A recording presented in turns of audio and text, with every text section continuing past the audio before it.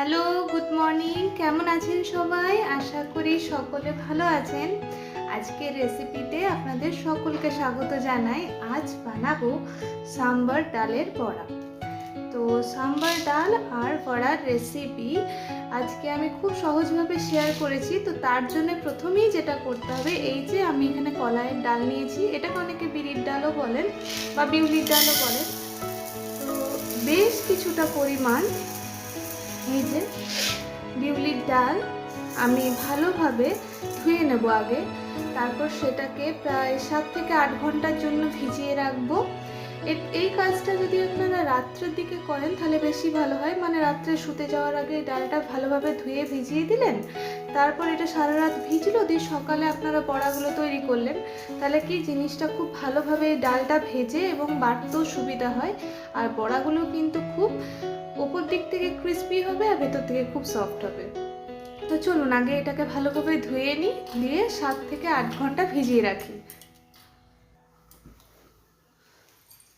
এই যে ডালটা কিন্তু আমি প্রায় 4 থেকে 5 বার জল পাল্টে পাল্টে ধুয়ে নিয়েছি। আর ডালটা যখন ভিজিয়ে রাখবেন জলের পরিমাণটা একটু বেশি দেবেন, কারণ ডালটা ফুলে উঠবে অনেকটাই। তো একটা বড় ছড়ানো পাত্রের মধ্যে ডালটাকে ভিজিয়ে রাখবো প্রায় 7 থেকে 8 ঘন্টার জন্যে। তো চলুন ডালটা ভিজে যাক, তারপর আবার আপনাদের কাছে ফিরে আসছি। তো প্রায় 6 থেকে 7 ঘন্টা পর আবারও ফিরে এলাম।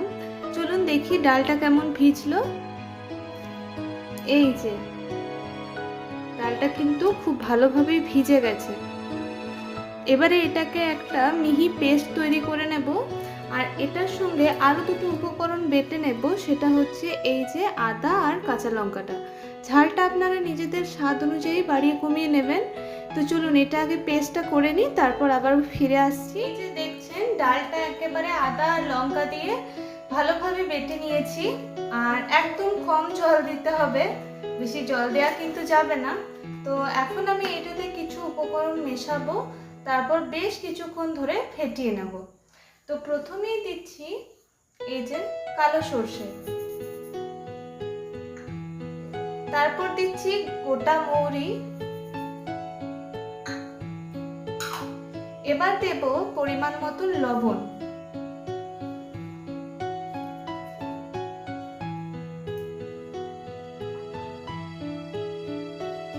অল্প পরিমাণ দেব খাবার সোডা,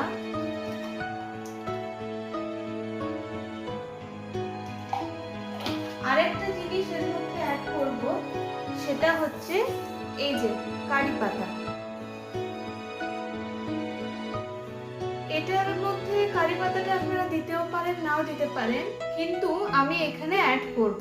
তো এই যে দিচ্ছি, আর এটা দিলে খুব ভালো একটা ফ্লেভার আসে। এই দিয়ে এই ব্যাটারটা ভালোভাবে ফেটিয়ে নেব। তো চলুন এটাকে ভালোভাবে ফেটিয়ে নিই। আর একই সার্কেলে ঘোরাবেন, তাহলে পরে কি হবে, ব্যাটারটা খুব ভালো ফেটানো যাবে। এই যে ফেটাতে ফেটাতেই দেখবেন একটা স্মুথ পেস্টের মতো তৈরি হয়ে যাচ্ছে। তো এই যে ব্যাটারটা আমার ভালোভাবে ফেটানো হয়ে গেছে। এবার 1 ঘন্টার জন্য এটাকে আমি রেস্টে রেখে দেবো। তো চলুন আবার 1 ঘন্টা পর আবার ফিরে আসছি। তো আমি এখানে চলে এসেছি বড়াগুলো এবার ভেজে নেব বলে। তো ব্যাটারটা রেখে দিয়েছিলাম বেশ কিছুক্ষণ রেস্টে, আর এদিকে কড়ার মধ্যে বেশ কিছুটা সাদা তেল দিয়ে দিয়েছি গরম হওয়ার জন্য। আসলে এই যে বড়াটা, সেটা খেতে যতটা সুন্দর হয়, এর লুকটা কিন্তু আমাদেরকে বেশি অ্যাট্রাক্ট করে, তাই না? এর মধ্যে যে একটা গর্ত থাকে, সেটাই কিন্তু এটাকে অন্য সব বড়ার থেকে আলাদা করে। মানে এটা দেখতে যতটা সুন্দর হয়, খেতেও কিন্তু ততটাই সুন্দর হয়। এই যে বড়াগুলো আমি এরকমভাবে ভেজে নিচ্ছি। আমি আজকে দুইভাবে আপনাদেরকে বড়াটা বানাতে দেখাবো। এক তো আমি এরকমভাবে দেখালাম, এটা তো সবাই ধরুন পারবে না, যারা নতুন নতুন আছে তারা কিন্তু এরকমভাবে পারবে না। তারা এরকম, এই যে আমি প্রথমে গোল গোল করে দিয়ে দিচ্ছি, যেমন আমরা নর্মাল বড়া ভাজি, একটু আকারে বড় করতে হবে। তো তো সেরকমভাবে দিয়ে দিচ্ছি। এইটাকে এবারে উল্টে পাল্টে লাল লাল করে ভেজে তুলে নেব। এটা হচ্ছে নর্মাল প্রসেস, এটা সবারই জন্যে। কিন্তু যারা চান যে একেবারে আমরা যেমন বড়াটা খাই মাঝখানে বেশ একটা গর্ত মতন থাকে, দেখতে খুব সুন্দর লাগে, ওটার জন্যই তো ওটার অ্যাট্রাকশন বেশি।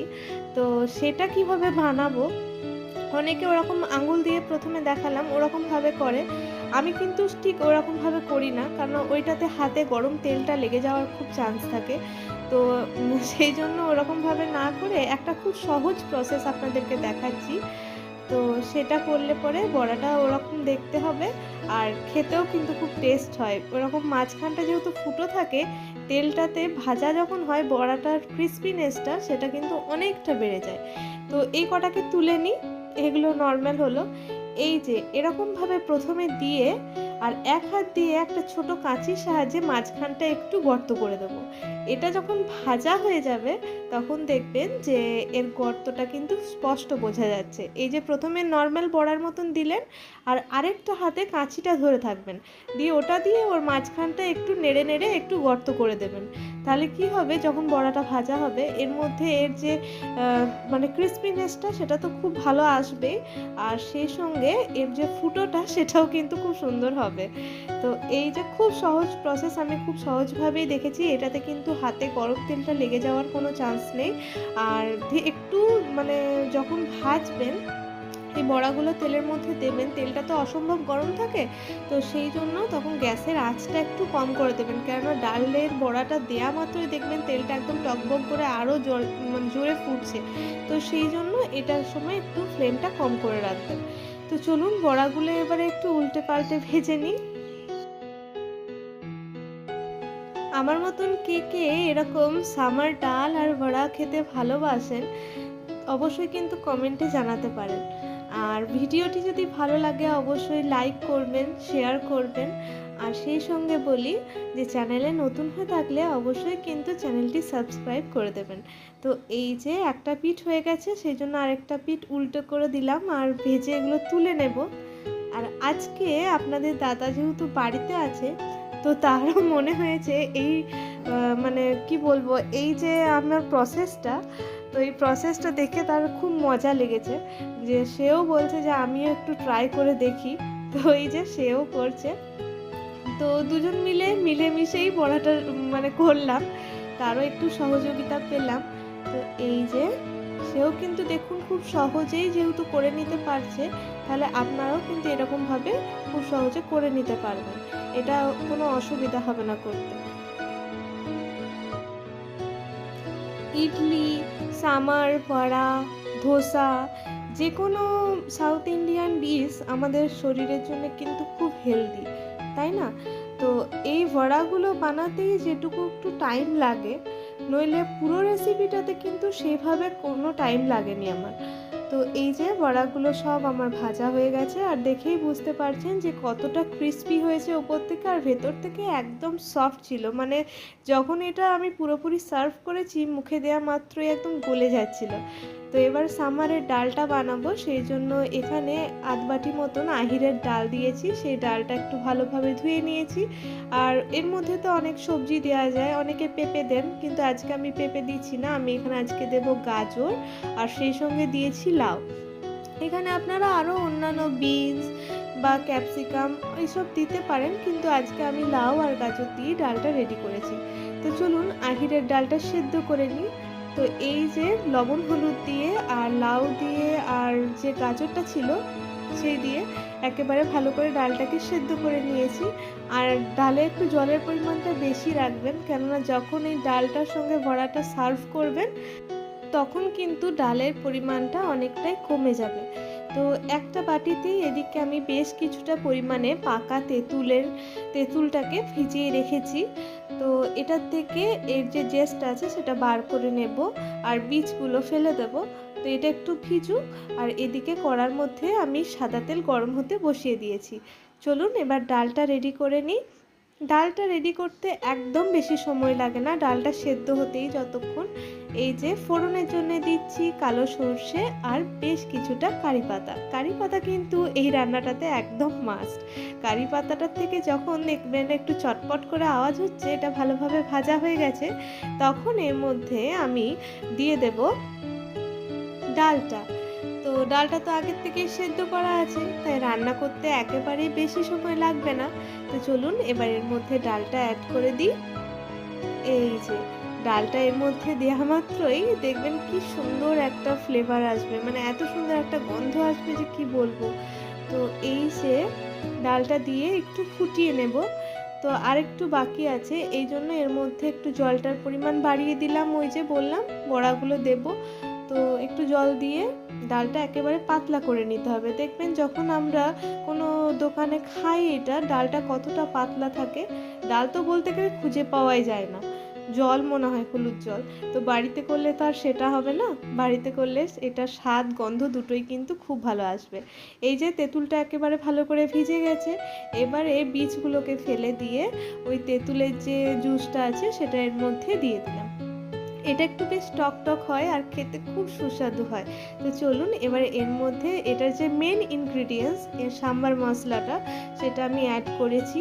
তো 2 চামচ মতন অ্যাড করলাম। আর এটা দিয়ে একটু আর বেশিক্ষণ ফোটাতে হবে না, একটু নাড়াচাড়া করে নেব। আর বেশিক্ষণের কিন্তু অপেক্ষা নয়, এবারে কিন্তু আমি এটাকে আর 5 মিনিট মতন ফোটাবো, তারপরে গ্যাস থেকে নামিয়ে নেব। আর এই রেসিপিটা একেবারে গরম গরম কিন্তু সার্ভ করতে হবে, তবে কিন্তু এটার টেস্ট আরও ভালো বোঝা যাবে। তো চলুন আমি কিভাবে সার্ভ করেছি সেটা আজকে আপনাদের সাথে শেয়ার করি।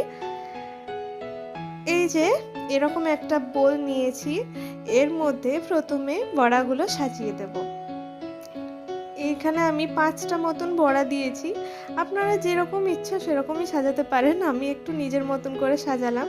তো এই যে এটা দেওয়ার পর ওপর থেকে দিয়ে দেবো গরম ডালটা, আর ডালটা দেওয়ার পর অল্প একটুখানি সাম্বার মশলা ওপর থেকে ছড়িয়ে দেব। তাহলেই কিন্তু আজকের রেসিপি আমাদের একেবারে রেডি হয়ে যাবে। তো আজকের রেসিপি আপনাদের কেমন লাগলো জানাতে কিন্তু ভুলবেন না। ভিডিওর কোনো অংশ যদি ভালো লাগে অবশ্যই লাইক করুন, কমেন্ট করুন, সেই সঙ্গে শেয়ার করুন। আর চ্যানেলে নতুন হয়ে থাকলে তো অবশ্যই চ্যানেলটি সাবস্ক্রাইব করুন। আর সেই সঙ্গে আমার পুরনো ভিডিওগুলিও দেখতে পারেন, আশা করি সেগুলিও আপনাদের খুব ভালো লাগবে। তো এই যে সাম্বার বড়াটার ফাইনাল লুক কেমন হয়েছে অবশ্যই কিন্তু সকলে জানাবেন। আর রেসিপিটি অবশ্যই কিন্তু বাড়িতে ট্রাই।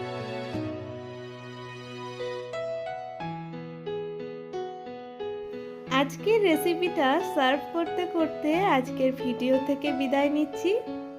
আর সেই সঙ্গে বলি আপনাদের সঙ্গে দেখা হচ্ছে আবারও নেক্সট অন্য কোনো রেসিপিতে। ততক্ষণ সকলে ভালো থাকুন, সুস্থ থাকুন, সাবধানে থাকুন। ধন্যবাদ।